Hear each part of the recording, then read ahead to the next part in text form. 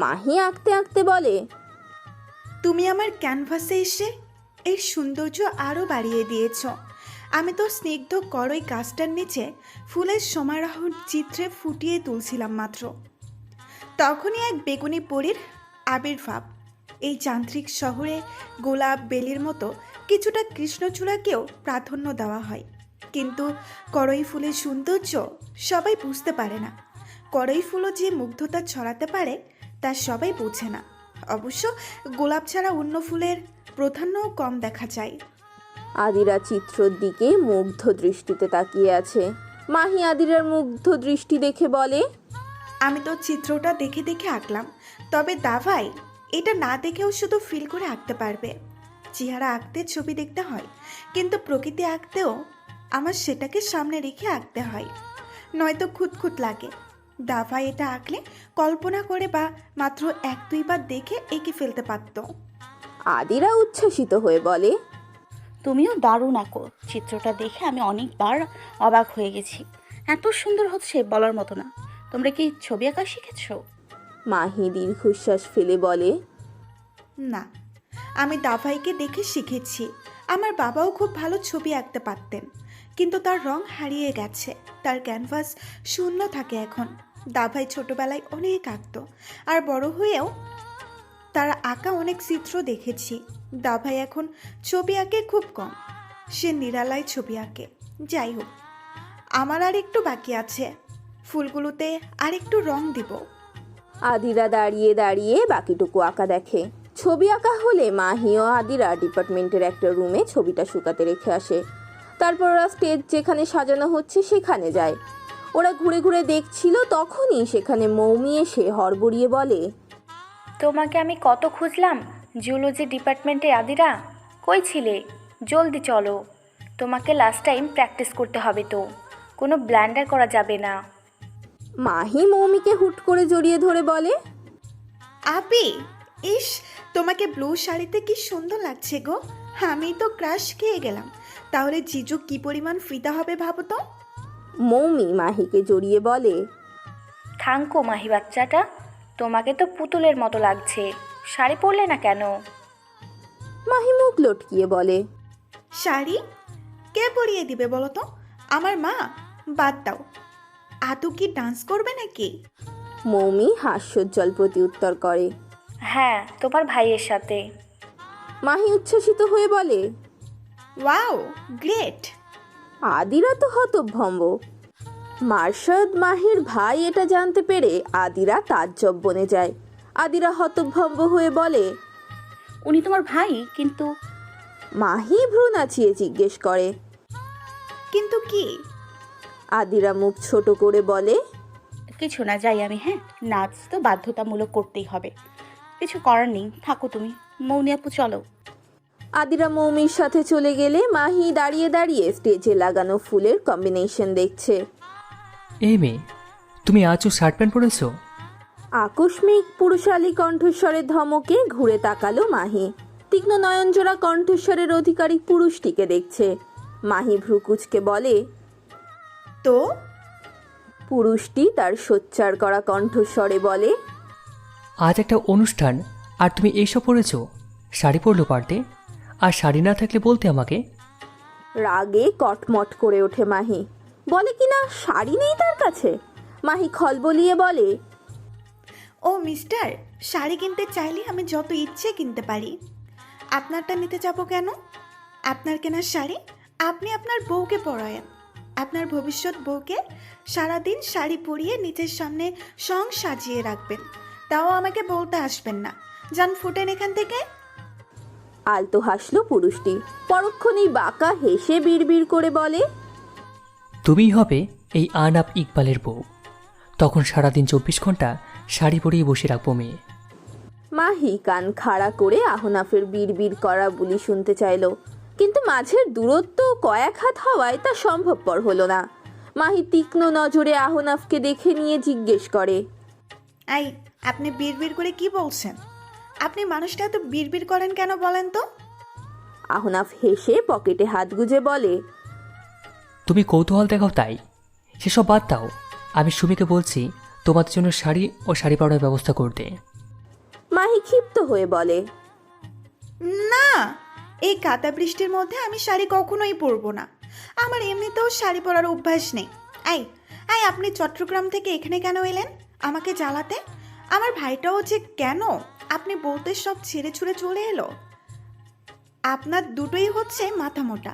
এসেছেন যখন তখন আমাকেই বা এখানেই কেন চান্স পেতে হলো? আজব কিসমত আমার। মাহির হাহুতাশ শুনে আহনাফ উচ্চস্বরে হেসে দিল। আহনাফের হাসি দেখে মাহি নাক ফুলিয়ে ফুসছে। আহনাফ সামনে এগিয়ে মাহির নাকে টোকা দেয়, যার বদৌলতে মাহি একটু সরে গিয়ে চোখ ছোট ছোট করে চাইলো। আহনাফ বলে, আমি মার্শাদের জন্য ছবি ছেড়েছি, আর মার্শাদ ডাবি ছেড়েছে।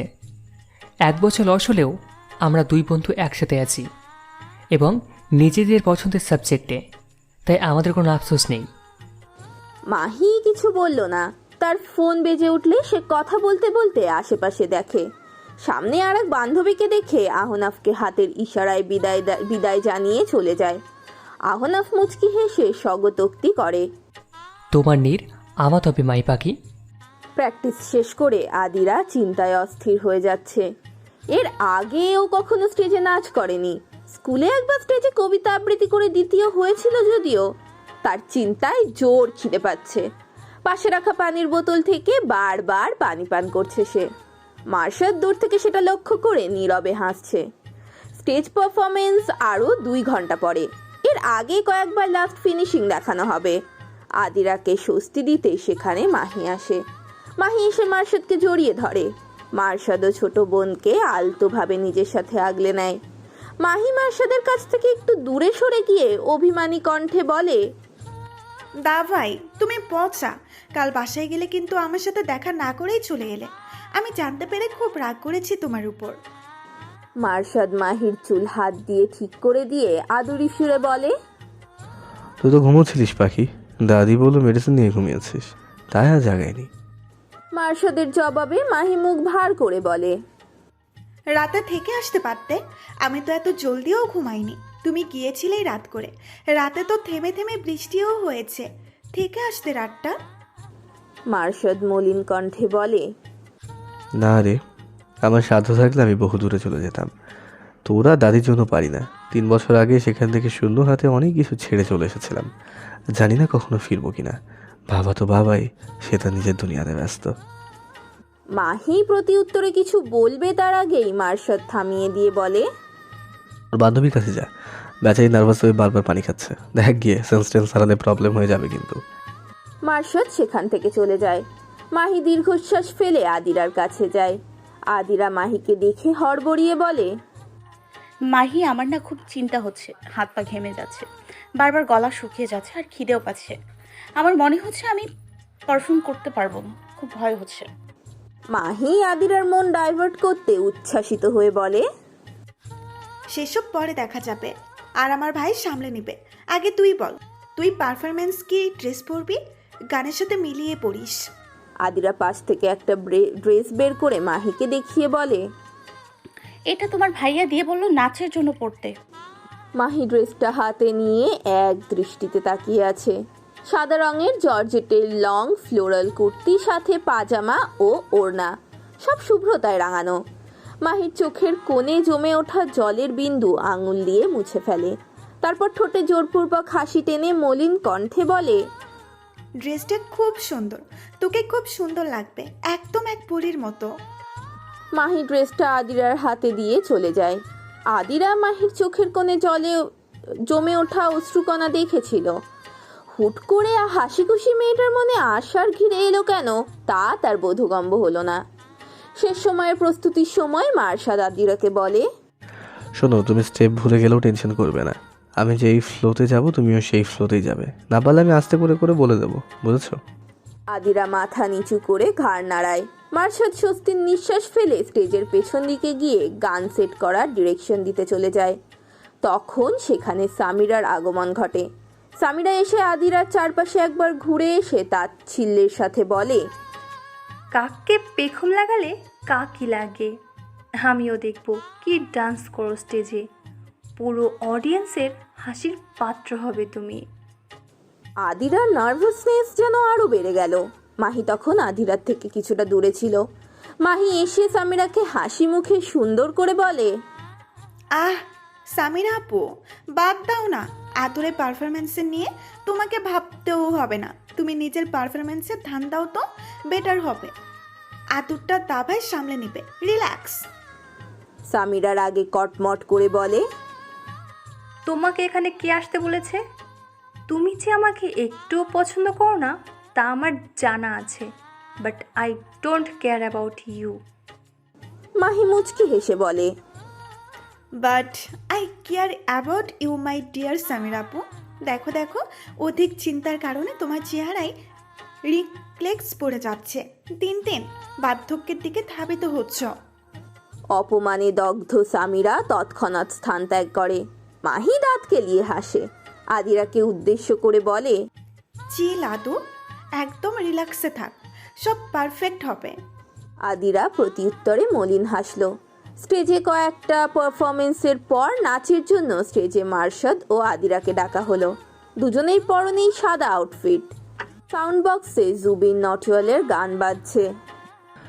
मुझे कुछ पल दे गुर्बत के, फकीर हैं हम तेरी चाहत के, रहे बेचैन दिल कब तक, मिले कुछ पल तो राहत के, चाहत पे इश्क पे हाँ मिटा दूँ लुटा दूँ मैं अपनी खुदी, यार पे हाँ लुटा दूँ मिटा दूँ मैं ये हंसदी, याली रहम याली यार पे कुर्बा है सभी, याली मदद आली याली ये मेरी जान ये जिंदगी। নাচের স্টেপগুলো নিজেদের বানানো। নাচের মাঝে যখন আদিরা মার্শাদের হাত ধরে ঘুরছিল, তখন পায়ের কাছে থাকা একটা তার কেউ হ্যাচকা টান দেয়, যার ফলশ্রুতিতে আদিরা ঘোড়া অবস্থায় একদম পড়ে যেতে ধরলে স্টেজের ফ্লোরের কয়েক ইঞ্চি উঁচু থেকে মার্শাদ আদিরার কোমর পেঁচিয়ে ধরে। তারপর সেখান থেকে মার্শাদ নাচের অন্য স্টেপ তোলে। আদিরা পড়ে যাওয়ার ভয়ে চোখ মুখ খিচে নিয়েছিল, কিন্তু কোমরে কারো স্পর্শে স্তম্ভিত ফিরে পেলে সে আর নাচের কোনো স্টেপই নিচ থেকে দিতে পারছে না। মার্শাদ যেমনভাবে তাকে বলে দিচ্ছে ও ঘোরাচ্ছে তেমনভাবেই করছে। অবশেষে পারফরমেন্স শেষ হলে সবাই করতালির মাধ্যমে আনন্দ প্রকাশ করে। ব্যাকস্টেজের স্বামীরা ক্রুদ্ধ হয়ে সাউন্ড বক্সে লাথি দিয়ে এখন নিজেই নিজের পা ধরে লাফাচ্ছে। এই দৃশ্য রবিন, মৃদুল ও রাফিন দেখে হেসে গড়াগড়ি অবস্থা। সামিরা রাগে কটমট চাহনি নিক্ষেপ করছে ওদের দিকে, কিন্তু ওদের এতে কোনো হেলদোলি নেই। আদিরা ও মার্শাদ স্টেজ থেকে নেমে এলে মাহি গিয়ে আদিরাকে জড়িয়ে ধরে। তারপর উৎফুল্লতা নিয়ে বলে, মাঝের ওই স্টেপটা ওয়াও ছিল, জাস্ট এত পড়ে যাচ্ছিল, আর তা ভাই অ্যান্ড মোমেন্টে ধরে তারপর কি সুন্দর করে টেনে তুলে আরও ঘোরালো, এরপর টেনে আনলো, আর প্রথম দিকেও দারুণ ছিল, শেষটা মাইন্ড ব্লোয়িং। আদিরা বিনিময়ে মুচকি হাসলো। মার্শাদ ঘড়ি ঠিক করতে করতে বলল, অনেক স্টেপ প্র্যাকটিসের বাইরে দিতে হয়েছে। সে তখন পড়ে যাওয়ার ভান ধরেনি, সে পড়ে যাচ্ছিল কারো হিংসার বদৌলতে।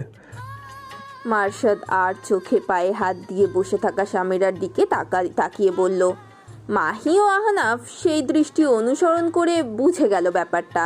মার্শাদ আবার বলে,